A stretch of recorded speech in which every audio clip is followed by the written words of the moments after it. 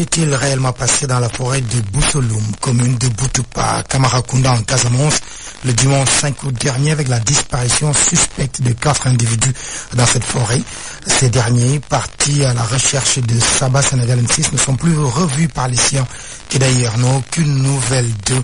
Ces messieurs ont-ils vécu le phénomène de Bofa Bayotte ou ont-ils simplement été pris en otage par des rebelles du MFDC? Tentative de réponse, Abdourahmane Diallo. Le dimanche 5 août 2018, 4 individus habitant le quartier Alouar de Ziguinchor se sont rendus dans la forêt de Bousoloum, commune de Boutoupa, Camaracounda, à la recherche du sabbat sénégaliensis, plus connu chez nous du nom de Mada. En se rendant dans cette forêt, ces chefs de famille ne savaient pas pourtant qu'ils avaient rendez-vous avec leur destin. Aujourd'hui, plus d'un mois depuis leur disparition, leurs familles et proches sont sans aucune nouvelle d'eux. Des familles d'ailleurs qui vivent aujourd'hui avec la peur au ventre.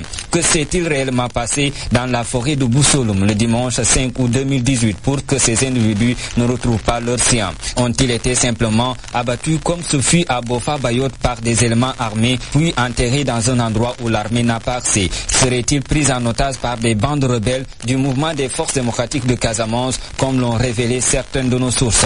Pendant que nous nous posons ces tas d'interrogations, les familles de ces derniers, elles vivent dans l'angoisse totale. Malgré cette souffrance des parents et proches des victimes, l'État du Sénégal et l'armée nationale se muent encore et toujours dans un silence de cathédrale comme si de rien n'était. Un fait tout à fait drôle aux yeux des Sénégalais qui pourtant ont vu les deux nommés multiplier leur communication lors du massacre de Bofa Bayotte.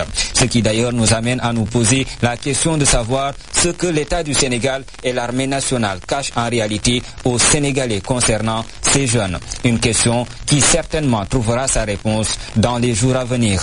Abdourahmane Diallo, Ziguinchor, Zik FM. Nous restons à Ziguinchor pour donner la parole aux familles des disparus, Malik Keita et leur porte-parole.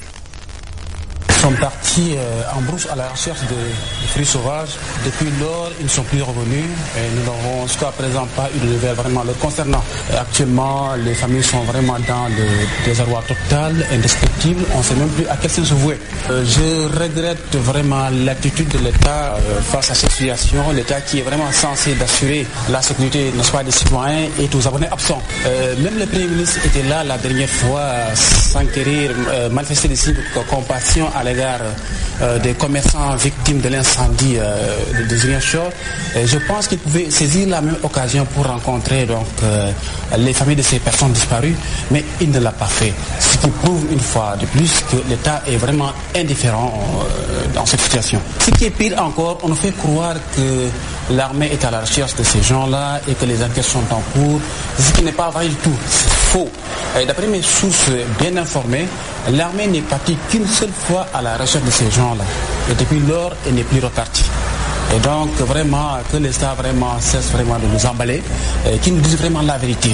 Et vraiment, on est là, les familles sont vraiment inquiètes, on ne sait même plus à quel sens se vouer. Nous pensons qu'ils sont en vie. Il faut vraiment que l'État vraiment mette du sérieux vraiment, et pourra vraiment les retrouver. Donc on pense qu'ils seraient entre les mains des rebelles? Bon, je ne sais rien vous le dire, hein, mais c'est qu'ils sont retenus par des gens, je ne sais pas, je ne connais pas les ravisseurs quand même, mais c'est qu'ils sont retenus par des gens.